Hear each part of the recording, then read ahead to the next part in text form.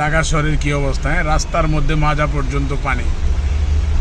মানুষ কত যে ভোগান্তিতে আছে। এই রাস্তাটার মধ্যে প্রত্যেক দিন শত শত গাড়ি চলাফেরা করে এবং হাজার হাজার মানুষ এদিক দিয়ে বিভিন্ন কলকারখানায় চাকরি করে। কিন্তু এই রাস্তার যে গতি, এই রাস্তায় সামান্য একটু বৃষ্টি হইলেই রাস্তাটা একবারে মাজা পর্যন্ত পানি হয়ে যায়। প্রত্যেক দিন গাড়ি উল্টে পড়ে এবং বিভিন্ন মানুষের ভোগান্তিতে পড়তে হয়। এই রাস্তাটা কি কারো নজরে আসে না?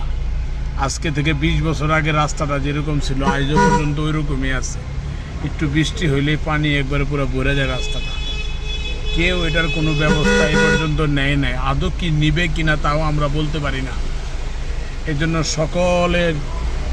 সকল মন্ত্রণালয় এবং সকল যারা আছেন সরকারের ঊর্ধ্বতন কর্মকর্তা সকলের দৃষ্টি আকর্ষণ করে বলতেছি, এটা একটা শিল্প এলাকা। এই এলাকার মধ্যে যদি একটা রাস্তার অবস্থা এরকম থাকে তাহলে সাধারণ গ্রামের রাস্তাটার অবস্থা কেমন থাকবে আপনারা একটু চিন্তা করে দেখেন।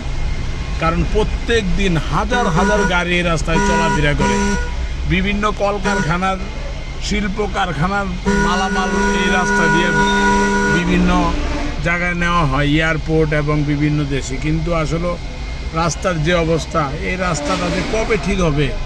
মাজা পর্যন্ত পানি এই রাস্তার মধ্যে। একটু বৃষ্টি হলেই মাজা পর্যন্ত পানি হয়ে যায়। পানি নিষ্কাশনের কোনো ব্যবস্থা তারা এখন পর্যন্ত করে নাই। আর আদৌ করবে কি না আমার জানা নাই। এটা আপনারাই বলে দিয়েন, কমেন্ট এবং লাইক করে আপনারাই বলে দিবেন যে আসলে এটার সমাধান কবে হবে ইনশাআল্লাহ।